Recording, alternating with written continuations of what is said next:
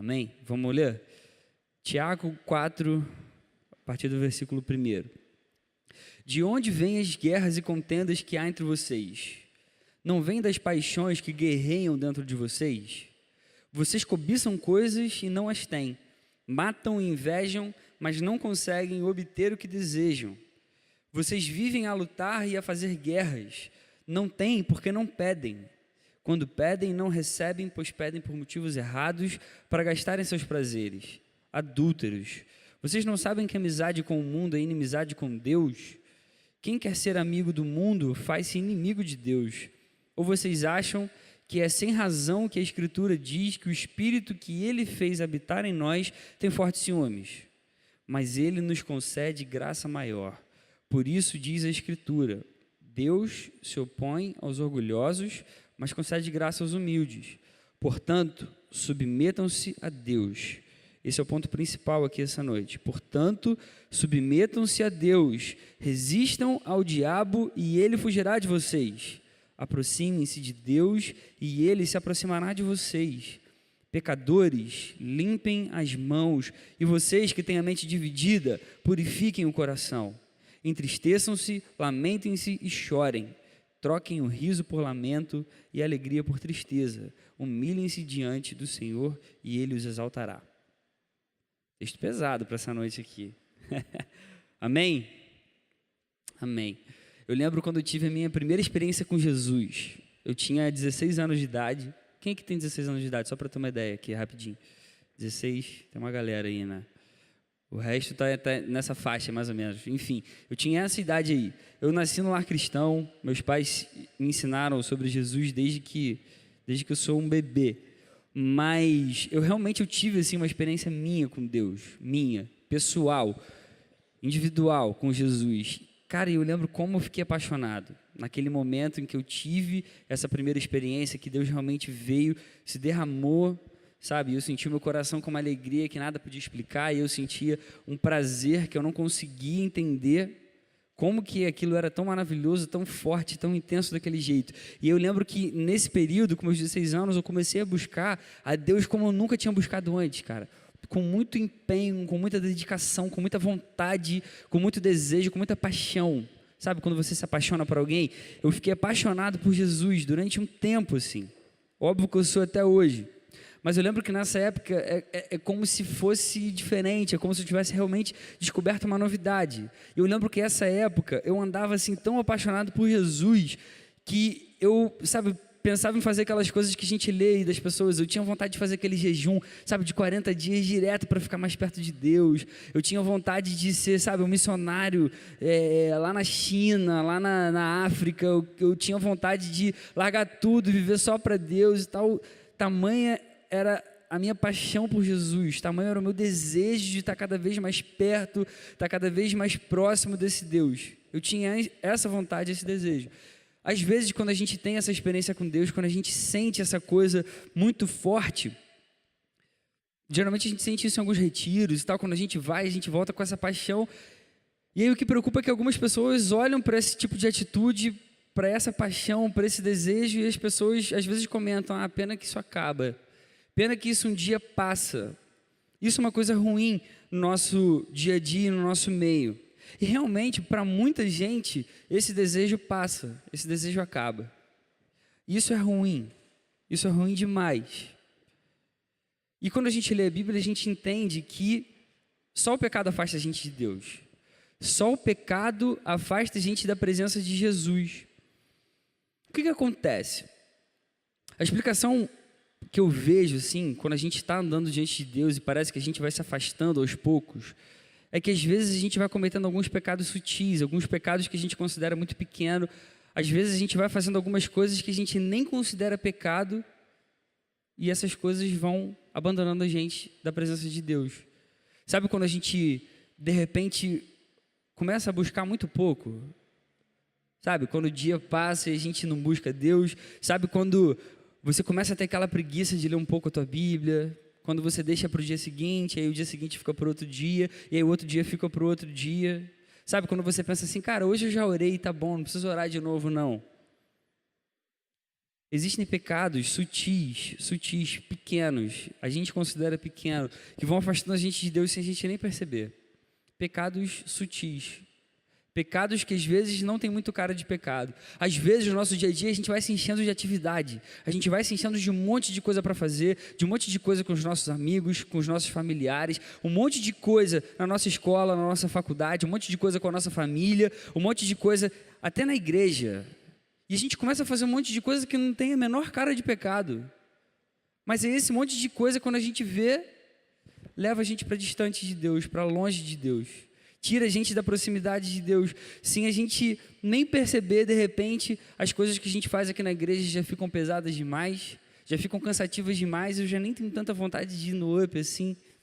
Aí a gente começa a achar que nem está tão maneiro assim, e a gente já começa a perder a vontade de estar aqui de novo, e a gente já não tem mais vontade de ir na célula de novo, e a gente já está sem saco nenhum, e o nosso pai já tem que obrigar a gente de novo a estar aqui nesse lugar. E às vezes a gente chega ao absurdo de ficar achando que a banda que não está tão legal assim para mim, ou aquele cara que está falando lá que eu não curto muito ele, não gosto quando é aquela pessoa que vai lá pregar. Às vezes a gente coloca a culpa na liderança, às vezes a gente pensa em um monte de outras coisas totalmente externas. A gente não olha para o nosso coração e não acha que é a gente. Aí eu pergunto para vocês, se esse monte de coisa que a gente faz não é pecado, como que esse monte de coisa, às vezes, afastam a gente de Deus? Como que isso acontece? Ou porque quanto mais a gente vive assim, se enchendo dessas atividades que são muito legais, que são muito bacanas e tal, mais a gente sente que Jesus está falando menos com a gente. Ou mais a gente percebe que Jesus aparece menos para a nossa vida, que Ele fala menos com a gente. Isso é uma pergunta retórica, assim, é só para você refletir onde você está sentado.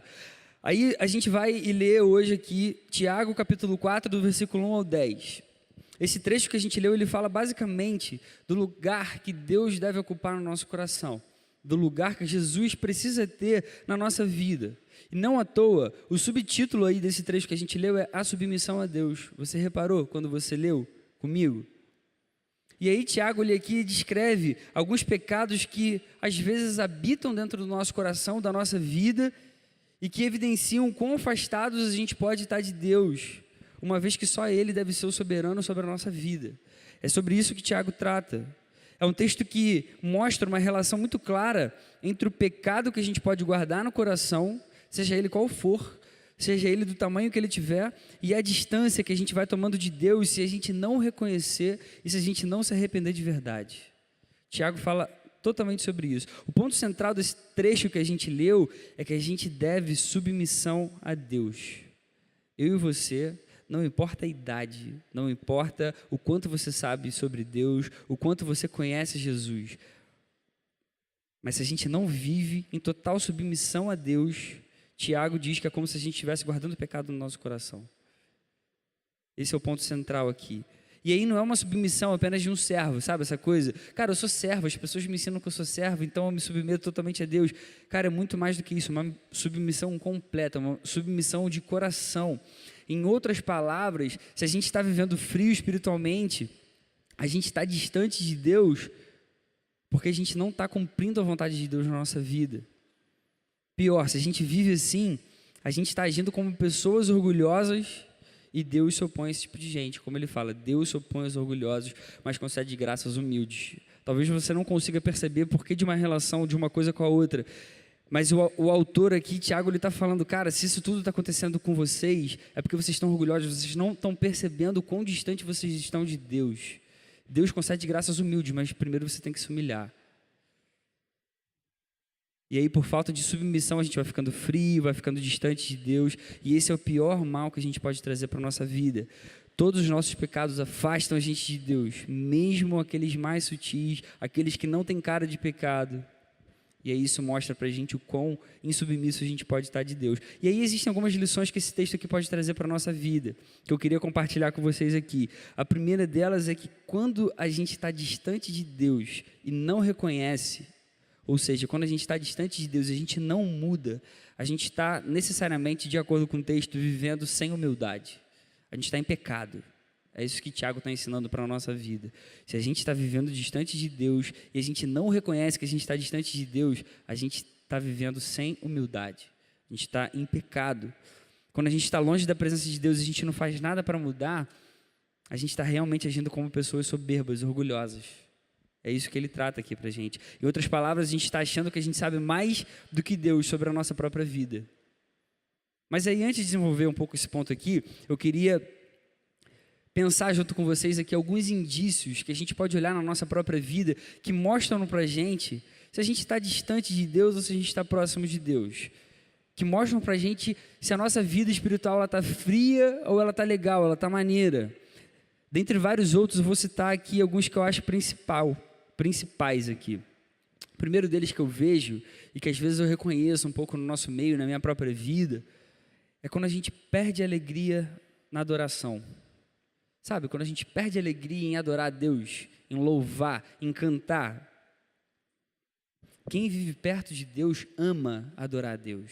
Ama adorar a Deus. Existe um salmo, que é o 92, versículo 1, que o salmista diz: como é bom render graças ao Senhor e cantar louvores ao teu nome, ó Altíssimo. Olha a expressão que esse salmista utiliza, e é alguém que realmente vivia essa verdade. Cara, quem está perto de Deus sente prazer nas coisas de Deus, sente prazer em adorar, louva a Deus com um sorriso no rosto. Igual quando a gente volta de retiro, a gente geralmente fica assim, a gente traz essa alegria no nosso coração, a gente traz isso para a nossa vida, tamanha a presença de Deus na nossa alma. Quão maravilhado a gente fica, quão alegre a gente fica. Se a gente perde alegria na adoração, certamente isso é um indício de que a gente está começando a estar distante de Deus, que a gente está começando a se afastar dele. Em alguns momentos na nossa vida a gente chega a ficar tão distante que a gente não tem nem vontade de realmente fazer o que o texto fala para a gente. Aproximem-se de Deus. Aproximem-se de Deus. Você está distante, se aproxima de Deus. E aí, às vezes a gente fica tão longe, a gente fica tão frio, a gente fica tão distante que nem essa vontade de dar esse primeiro passo a gente tem. Aí tem outro indício também, além desse da falta de alegria na adoração, que é a falta de ânimo em servir a Cristo. Quando a gente começa a perder essa vontade de servir, você sabe quanta coisa tem para você fazer aqui dentro? Se você não sabe, talvez seja, não sei se é por falta de interesse ou alguma coisa do tipo, mas cara, tem muita coisa que você pode ajudar aqui a fazer na sua célula, nos discipulados, aqui no UP na sexta, no Gol no sábado, nos cultos de domingo. Quando a gente perde esse ânimo em servir a Cristo, isso deve alertar alguma coisa no nosso coração que as coisas não estão indo bem. Mateus, no capítulo 20, versículos 27 e 28, Jesus diz: quem quiser ser o primeiro deverá ser escravo, como o filho do homem que não veio para ser servido, mas para servir. Quanto mais próximos de Cristo, mais a gente vai ter vontade em servir. Mais a gente vai ter vontade. E aí, cara, a atitude do nosso coração fica assim: cara, o que precisar fazer, eu vou fazer. Precisa estar aqui toda semana? Eu vou estar aqui toda semana, com toda alegria. Precisa ajudar a plugar o violão aí? Eu não sei tocar não, mas vocês querem ajuda para montar? Eu vou estar aqui para ajudar a montar. Precisa de ajuda para montar aí a câmera, o som e etc. Caraca, a gente precisa servir. Jesus mesmo ensinou isso para a gente. Ele era Deus e Ele veio para ser servo. E aí a gente serve com aquele ânimo estampado no nosso rosto. Tem algumas pessoas aqui que eu fico impressionado, cara. Eu acho muito legal me ver servindo. Pedrinho é um cara que eu acho muito maneiro. Você vê, cara, que maneiro, o cara está aqui servindo. Tem outras pessoas aqui que eu olho, que eu falo, cara, eu quero servir igual essas pessoas. A gente precisa ter isso na nossa vida. E aí quando a gente perde esse entusiasmo, essa vontade de estar aqui, de estar participando, alguma coisa está errada.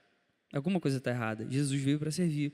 Outro indício que pode alertar a gente de que a gente de repente está um pouco distante de Deus é quando a gente não cumpre a nossa principal missão de evangelizar. Aí, fim de semana passado, a gente teve uma conferência falando só disso. Até hoje, meu coração está ecoando ainda de um monte de coisa que a gente ouviu aqui, maneira e tal, como a gente ficou animado. Cara, Jesus deixa muito claro, Mateus 28, 19, portanto, vão e façam discípulos de todas as nações. Se a gente olha para a nossa vida e percebe que a gente não fala de Jesus para ninguém, que a gente não testemunha sobre o que Jesus fez no nosso coração, isso pode ser um indício de que de repente a gente esteja distante de Jesus.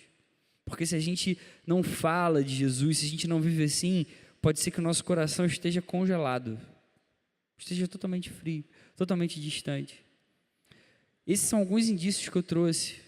Mas existem vários outros, quando a gente começa a ler a Bíblia, que eles podem realmente alertar a gente de que talvez eu esteja distante de Deus, talvez eu esteja frio espiritualmente, talvez a minha alegria já não seja mais a mesma, e isso precisa mexer com a gente não pode ficar parado se isso estiver acontecendo. Se isso estiver acontecendo com você e comigo. A frieza espiritual, ela evidencia o maior problema que a gente pode ter. É o mal da gente estar distante da presença de Deus, longe do calor do Espírito. Longe da presença de um Deus que fala com a gente a cada momento, que direciona a nossa vida por onde a gente for. E se a gente não reconhece que a gente está distante de Deus, quando a gente realmente está, isso é prova de que a gente está com o coração orgulhoso. E a Bíblia ensina isso de uma forma muito clara. Eu vou falar uma coisa para vocês devem concordar comigo. É muito difícil a gente reconhecer quando a gente falha. É muito difícil a gente reconhecer quando a gente está errado. Eu lembro quando eu era criança, cara, que eu era bebê. E aí, cara, eu lembro que minha mãe dava, sabe, aquelas broncas assim que a gente fazia uma besteira. E quando você é criança, você acha que sua mãe é um monstro que vai te matar quando você faz uma coisa boba. E, pô, ela dá aquele berro gritando o teu nome e você fica desesperado, fala, ferrou. Agora eu vou morrer. E aí você fica assim, cara, se eu falar a verdade que eu fiz cagada, desculpa a expressão, pô, ela vai me matar. É muito difícil a gente reconhecer que a gente está errado, ter que pedir perdão, reconhecer que a gente falhou. A gente fica com medo do que as pessoas vão pensar da gente, de que a gente realmente fracassou, de que a gente realmente pisou na bola. A gente fica com medo do que as pessoas vão falar. A gente fica com medo das consequências, talvez, que nossos erros vão trazer sobre a nossa vida. Mas se a gente não se humilhar em arrependimento verdadeiro, a frieza espiritual ela pode tomar conta da nossa vida e sem perceber Jesus se vai. E essa é a pior consequência que a gente pode ter. E aí com Jesus vai a alegria, com Jesus vai o entusiasmo, vai aquele desejo de devoção.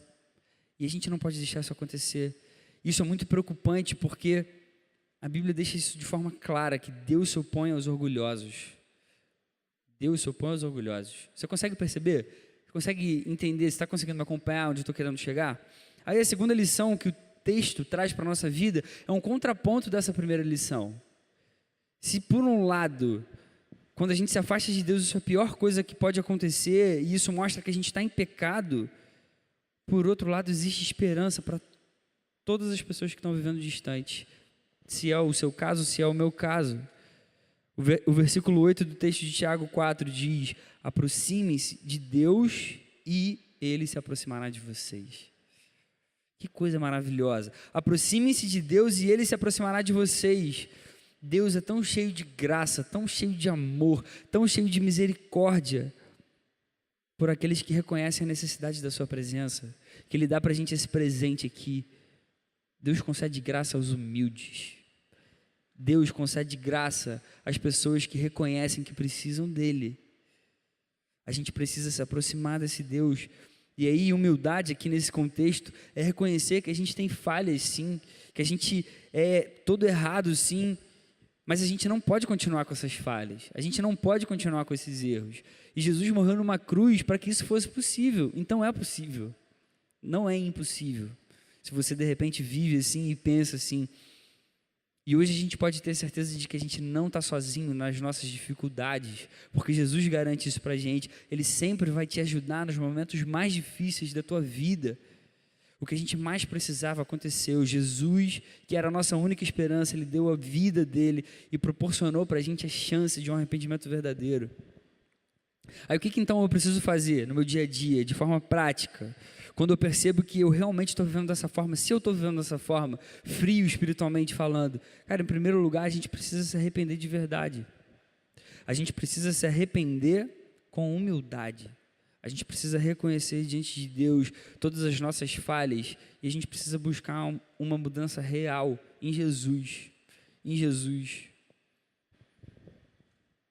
Quando você estiver se sentindo frio espiritualmente, cara, usa esse sentimento aí no teu coração como um alarme de Deus mostrando que as coisas não estão tão bem assim. Sabe quando muda a temperatura assim, eu tenho às vezes rinite. Aí a gente está saindo do outono e começa a entrar o inverno, cara, meu nariz começa a pipocar, sabe? Fica vermelho, começo a fungar e tal. Cara, a primeira coisa que eu faço já é pegar o sprayzinho e botar já no nariz. Para não deixar, porque vai ser insuportável ficar com aquela coisa aqui, aquela coriza, você fica com a voz fanha, é muito ruim ficar com essa sensação. São indícios, são indícios. Sabe, quando você começa a ficar gripado, a primeira coisa que você faz, você toma um remédio, cara. Você não vai deixar a tua saúde ficar toda estoporada para começar a se tratar. A vida espiritual é a mesma coisa. A gente consegue enxergar esses indícios.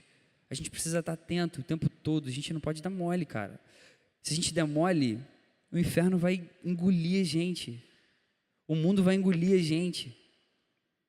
E sem nem a gente perceber, às vezes a gente começa a gostar dessas coisas. Aí daqui a pouco a gente está longe de Deus.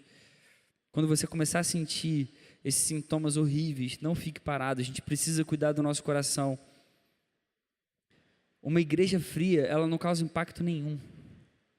Nenhum. O inferno ama as igrejas frias. Porque a igreja fria não transforma a vida de ninguém, não traz ninguém ao arrependimento, não faz com que ninguém tenha uma vida relevante. Cara, e aqui o que a gente mais quer é ser uma igreja relevante. Aí eu estava lendo um livro, já li esse livro acho que 2 vezes, se não me engano, do Leonard Ravenhill, é Por que Tardo pelo Avivamento. Algumas pessoas aqui já leram. No meio do livro ele fala uma coisa que é muito interessante. O Espírito Santo está aí, vivo, procurando aqueles que queiram humilhar-se e confessar que, apesar de verem, estão cegos. Aqueles que estejam dispostos a pagar o preço do quebrantamento e lágrimas, para então buscarem a unção do poder divino, no reconhecimento sincero de sua pobreza de alma. Isso aqui é a maior verdade de todas. O Espírito Santo, ele é vivo e ele é pronto a trazer cura para todo o coração frio, distante, machucado pelas marcas da vida. Machucado pelas coisas que vão acontecendo no nosso dia a dia. Você que está aí sentado, você pode fazer parte de uma igreja que vive um avivamento verdadeiro, porque você é a igreja, e você pode viver dessa forma de verdade. A gente só precisa buscar avivamento para o nosso coração. Aí sim, a gente tem que pedir realmente para que Deus se derrame no nosso meio. A gente precisa mudar primeiro, a gente precisa se humilhar, se colocar diante de Deus. E a segunda aplicação prática para a nossa vida, cara, vamos se aproximar de Deus, cada vez mais, a cada momento, a cada oportunidade que você tiver, a gente precisa se aproximar cada vez mais do nosso Salvador. Jesus morreu numa cruz e ressuscitou para que o nosso relacionamento com Deus fosse consertado. Existe uma chance de arrependimento real para você e para mim. E aí, na esperança que a gente tem, na esperança que Deus nos dá, nós nos entregamos. É aquela música que a gente canta, na esperança que me deu, eu vou me entregar. Que esperança? A esperança de um arrependimento verdadeiro que Ele te traz a cada momento que você precisar. Na verdade, isso é um pouco errado se a gente falar de forma teológica aqui, porque não é a cada chance que a gente dá. Jesus, quando morreu numa cruz, Ele morreu por todos os nossos pecados. A gente é que precisa disso por uma questão cronológica da nossa própria vida, e a gente pede perdão mais por uma resposta com relação àquele pecado que eu cometi ali, uma resposta da minha vida, do meu arrependimento diante de Deus, mas todos os nossos pecados já estão perdoados. É meio difícil de entender e de raciocinar esse tipo de coisa, mas essa que é a verdade. E aí, quando a gente lê sobre as histórias de avivamento, a gente percebe que todas elas começam com uma pessoa ou um grupo pequeno de pessoas que se arrependem dos seus pecados, até o menor deles, até o menor dos pecados, e sentem um desejo profundo de se aproximarem cada vez mais de Deus. Eles começam a viver isso aqui de verdade. Cara, meu Deus, eu estou distante, meu Deus, eu busquei tão pouco, hoje eu só li 5 capítulos da minha Bíblia. Cara, isso não é nada, e eu quero buscar mais a Deus. Cara, eu não sei vocês, mas como eu quero viver um avivamento aqui nesse lugar, como eu quero ver o grupo de adolescentes, o grupo de jovens cada vez mais cheio, com pessoas se quebrantando, com pessoas sendo curadas dos seus pecados, com pessoas largando toda a sua imundície, o nojo mesmo de uma vida toda errada para trás. Mas a gente precisa se aproximar de verdade, com o coração totalmente desejoso da presença de Jesus. Isaías capítulo 29, 13. Olha o que Deus fala, cara, isso é muito forte. O Senhor diz: esse povo, falando sobre Israel, se aproxima de mim com a boca e me honra com os lábios, mas o seu coração está longe de mim. A adoração que me prestam é feita só de regras ensinadas por homens. Deus odeia quando a gente se aproxima de uma forma automática, sem colocar o coração, sabe? Quando a gente chega aqui e canta as músicas só porque a gente conhece a música, mas aquilo que a gente está cantando não está no nosso coração, está muito distante da nossa vida. Sabe, quando a gente vem para o culto, obrigado, porque meu pai me mandou. Eu vou falar uma coisa muito séria para vocês. Começa a ter temor sobre isso, cara, daqui para frente. Porque Deus, Ele não gosta desse tipo de atitude. Mas Deus tem um enorme prazer quando a gente deixa tudo para trás. Tudo aquilo que atrapalha a nossa relação com Ele. E a gente começa a buscar com toda a alma. E a gente começa a desejar com todo o nosso coração e com toda a nossa vida. Porque Ele é a melhor coisa da vida. Ele é a melhor coisa da vida. E aí você não vai ter nada a perder se você se aproximar de Jesus. Pelo contrário, você vai começar a ter uma vida totalmente plena, totalmente abundante da presença desse Jesus maravilhoso. E aí você vai começar a fazer parte de uma igreja viva que ama Jesus, o Jesus que se entregou, que deu a própria vida. E aí isso é avivamento real e genuíno. É quando o nosso coração se alinha ao coração de Deus e começa a ver isso aqui de forma verdadeira, e de forma honesta, e de forma desejosa. Cara, a gente precisa buscar intensamente o nosso Deus, o nosso Salvador, todos os dias. E aí começa a fazer isso, você vai ver onde isso vai dar, cara. Você consegue imaginar o UP com 2.000 adolescentes em 2 anos? Isso é uma pergunta que eu estou fazendo. Você consegue imaginar isso? Ou você só está aqui porque você está aqui? Nada importa para você. Você está ligado que você tem uma missão? Se você começasse, de repente, a ficar à frente aqui do UP, como que ficaria? Ele acabaria em 1 ano? Ou ele daqui a 1 ano estaria cheio de gente sedenta, desejosa por Jesus, amando Jesus, querendo buscar Jesus com todo o coração? Cara, esse é o nosso chamado. Esse é o nosso chamado. Mas primeiro Jesus quer mudar a nossa alma, Ele quer trazer o nosso coração para um nível um pouco mais profundo. Tá ligado o que eu estou querendo dizer? Esse trecho de Tiago aqui, ele traz a gente para um nível... Sabe, vamos aprofundar mais, sacou? Sair dessa coisa de, preciso ler a Bíblia e orar, ler a Bíblia e orar. Por que você tem que ler a Bíblia e orar? Você já pensou nisso? Você saberia responder isso para alguém lá de fora? E é isso que Jesus está ensinando para a gente. Cara, olha só, se eu estou distante, se eu estou fazendo qualquer coisa, mesmo que não tenha cara de pecado, que me afaste da presença de Deus, que me faça buscar menos esse Jesus, talvez eu esteja fazendo alguma coisa não muito legal. Ou então começa a fazer isso para a glória de Deus, para que Ele seja honrado, para que Ele seja glorificado. Cara, e aí a gente vai começar a ter um grupo cada vez mais forte, mais firme, cada vez mais sedento por Jesus, e as pessoas vão querer viver isso, porque isso vai contagiar, e isso contagia, porque o Espírito Santo vai começar a viver no nosso meio, e só Ele que atrai os corações, só Ele que chama um cara lá de fora para estar aqui nesse lugar. Eu falo isso sempre que eu posso para as pessoas, quando eu converso com os líderes, às vezes eu falo isso no Gol, mas cara, sinceramente, tocar bem, tem um monte de gente que toca muito melhor que a gente aí fora. Fazer um lugar maneiro, com luzes maneiras, com painel de LED, tem muita gente aí fora que faz isso muito melhor que a gente. Qual que é o diferencial? É a presença do Espírito. E para o Espírito estar no nosso meio, a gente precisa estar sedento, a gente precisa buscar, a gente precisa querer, a gente precisa estar cada vez mais apaixonado por Jesus. E aí, Tiago ensina que para a gente fazer isso, a gente precisa se humilhar. A gente precisa reconhecer, cara, como é que está minha vida com Deus? Eu estou distante? Pô, eu estou, Senhor, me perdoa, eu estou distante, eu não quero viver assim. Por favor, toma conta do meu coração, enche a minha vida. E aí as coisas vão começar a acontecer de uma forma maravilhosa para a glória dEle. E isso é o mais legal, isso é o mais maneiro de toda a vida cristã. Eu queria concluir aqui falando sobre Jonathan Edwards. Você já ouviu falar nesse cara? Esse cara foi considerado um herói da fé, avivalista lá no século XVIII. Ele é autor de alguns livros e é autor de algumas palavras, né, de alguns sermões que fizeram história na história da igreja, e um desses sermões dele se chama Pecadores nas mãos de um Deus irado. De acordo com a história, dizem que quando ele terminou de pregar esse sermão, as pessoas no final do culto se agarraram às pilastras com medo de cair naquele exato momento no inferno, e Edwards falava que a única coisa que segurava elas do inferno era a mão de um Deus irado pelo pecado delas, mas cheio de misericórdia e graça por aquelas vidas.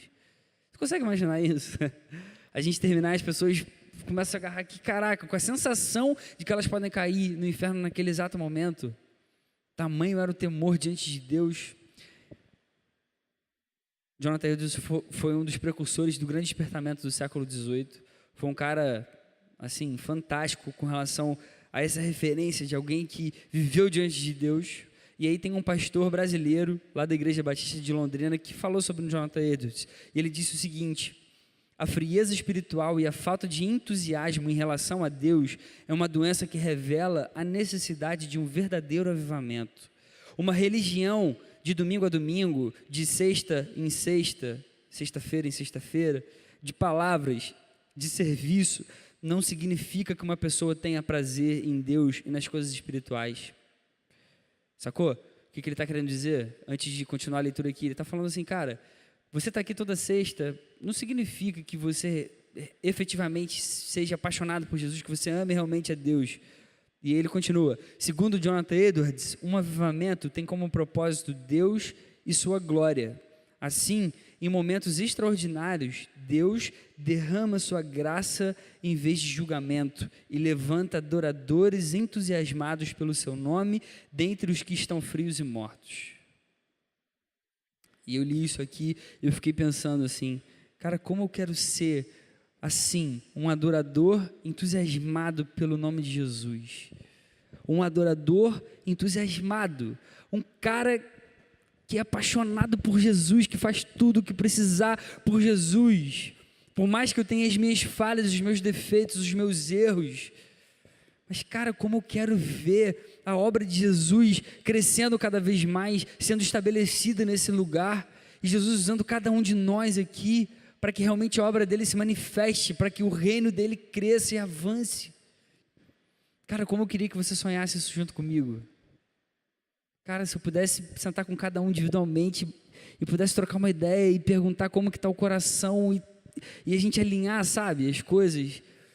Cara, que vontade de fazer isso, que vontade de viver dessa forma. A gente precisa entender e trazer para o nosso coração que a frieza espiritual é a pior coisa que pode acontecer com a nossa vida. É a pior coisa que pode acontecer com a nossa vida. Mas existe uma esperança para quem está vivendo assim. E essa esperança que Jesus traz para a gente, apesar de muitas vezes a gente se afastar da presença, o nosso chamado inicial sempre é: aproxime-se de Deus. Aproxime-se. Se aproxima, chega perto. Chega perto e Ele vai se aproximar de você, porque isso é o que Ele mais quer. A prova disso foi a vida de Jesus pregada numa cruz. E depois a ressurreição, porque Jesus não ficou morto naquela cruz. A gente pode até falhar, mas existe um Deus cheio de graça, totalmente disposto a derramar o seu amor e se aproximar da nossa vida. Existe um Deus disposto a dividir com você as suas dores, as suas dificuldades, as suas fraquezas. Ele quer estar contigo, Ele quer andar com você a cada dia. Cara, sinceramente, não existe nada tão maravilhoso quanto isso que eu poderia falar para você aqui. E aí a gente precisa deixar o nosso orgulho de lado. A gente não pode esquecer, Deus se opõe, Ele é contra os orgulhosos, mas Ele concede graça aos humildes. Não aquele cara humilde assim que você conhece, não, é o cara que reconhece a falha e o erro, é o cara que quer viver diante de Deus, que fala, Senhor, eu vacilei de novo, mas eu quero tanto andar com você, eu quero tanto te agradar. E aí Romanos 8, a partir do versículo 1, depois você pode perguntar ao Clovinho que a gente decorou esse texto. Existe uma matéria lá no seminário que é a memorização, a gente tem que memorizar assim uns textos imensos, mas Romanos 8:1 diz lá pra gente: portanto, agora já não há condenação para aqueles que estão em Cristo Jesus. Sacou? Jesus perdoou a tua vida, Jesus perdoou o teu coração. A gente precisa reconhecer, mas uma vez reconhecendo e se humilhando, cara, Ele vai conceder a graça dEle, e aí a gente vai começar a ver coisas maravilhosa acontecendo nesse lugar, amém? Amém? Você fecha o seu olho aí, vamos fazer uma oração? Senhor, obrigado pela Tua palavra, obrigado por quem Você é pra gente, obrigado por realmente se manifestar no nosso meio, obrigado porque a Tua palavra é viva, Senhor, e ela traz esperança pra gente, obrigado porque a Tua palavra, ela mostra pra gente as nossas fraquezas, ela mostra aonde a gente peca, ela mostra quais são os nossos calos, mas ao mesmo tempo você não deixa a gente sozinho assim, Senhor. Você restaura o nosso coração, você dá para a gente uma esperança nova de vida, você dá para a gente uma esperança de arrependimento, Senhor. E como é bom a gente viver dessa forma, porque a gente sabe que a gente nunca conseguiria sozinho.